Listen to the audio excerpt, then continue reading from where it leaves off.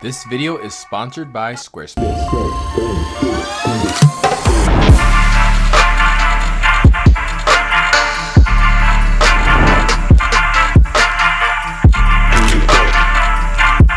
For this first photo, I wanted to create a giant white slit of light on the wall, and the only way to do that is by using a strobe. I needed a lot of power, so I put a Gobos 8400 connected to the Gobos SA17 projector, and I used a wide angle lens accessory and of course the slit gobo. This little slit is tiny, and that's what forced me to the other side of the studio with the light, because it just isn't meant to project a wide beam. Also, the light placement, it's absolutely crucial. Now, to make this a little more dynamic, I put two LEDs, one on each side, and I added blue to the shadows on the wall. I kept it all blue. I think it works since the white light doesn't let it all just kind of melt together.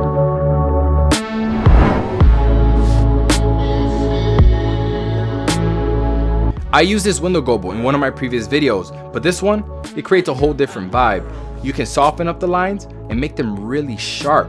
But the key is when you're shooting a portrait, you don't want those lines to be too sharp. And her ponytail, crazy long. So I asked her to stand straight up, slightly tilt her head back so I can get that ponytail, a little bit of separation between that and her body. And also it created a nice shadow on the background. So this is what I captured. For the last look, we wanted to show off some of her dope tattoos. I placed 3 LEDs right next to each other, so you can cast different color shadows right next to each other. Look at the backdrop right next to her face and you can see what I mean.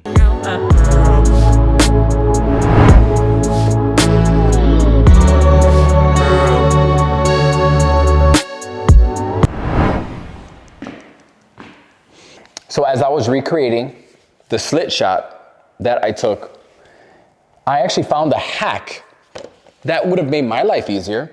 And it's gonna make your life easier as well, especially if you're trying to recreate this shot, because when you're shooting light through this little slit right here, there's not a lot of light passing through there. So that's why I had to put the light about 20, 25 feet away so I can make this light big enough so that it's like the width of her body, okay?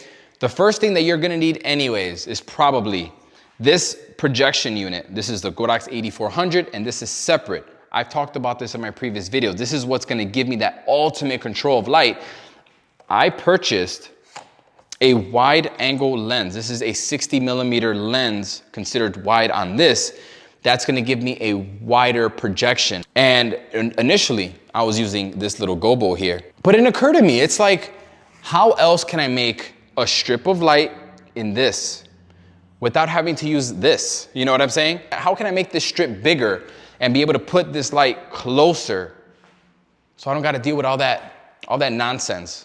All right, and when we take off the lens, now I'm gonna show you something freaking cool. So these little pieces of, I don't know, light shaping tools, I don't know what it's called, but as you see here, it's got a straight edge, and basically it's almost like customizing the shape of the light that you're outputting. And I have 2 of them here, I have one on each side. And when you have one on each side, guess what? I can make my own freaking slit of light. And I can make it as big as I want. That's probably the size of the gobo one. I can make it bigger. And now that I'm able to customize the size of my slit, now I can place the light closer to my lovely model. And now I don't have to stand freaking 20 feet back there. It's a lot more efficient. And I could probably use the LED light for this, which makes obviously the guesswork, takes the guesswork out of where the shadows are gonna fall off. Manny, this makes sense. So I'm gonna recreate it, show you the results. Let's get it done, all right?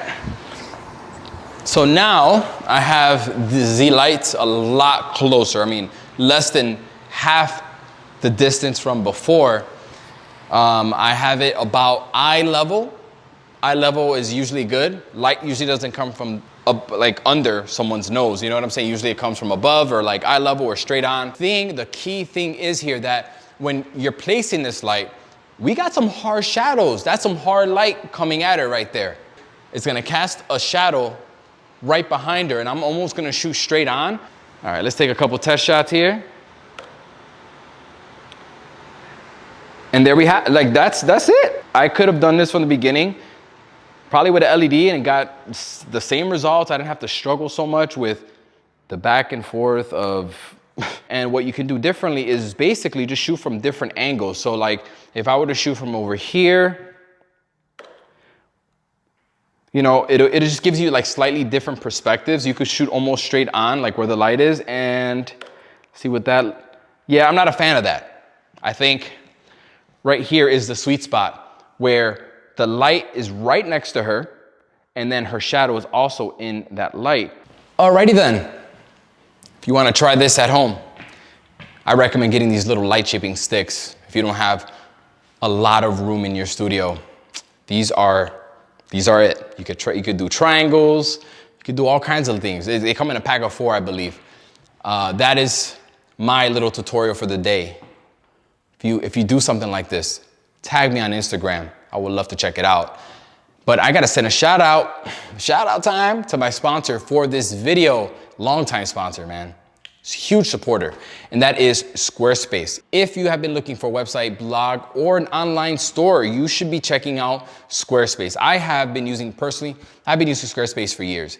And I know a lot of people rely on their Instagram and their Facebook to show off their work. It's not the way to do it. It's not yours. It can be taken away from you. A website is yours, and that's the professional way of showing someone your work. Squarespace is so easy to set up. You don't need one of your smart friends to set it up for you. Anybody can do it. Anybody can do it. I have an online store with Squarespace where I sell my presets, and my retouching tutorials make great side income using the Squarespace e-commerce store.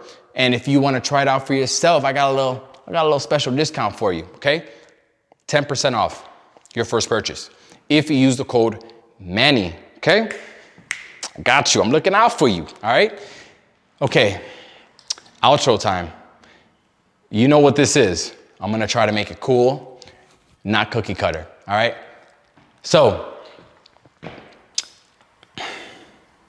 this video, thank you so much for watching, and I will see you in a little bit. Was that more natural? I'll see you in a little bit, almost like you're my friend, like, yeah, I'll see you in a little bit. I don't know. I thought that was cool.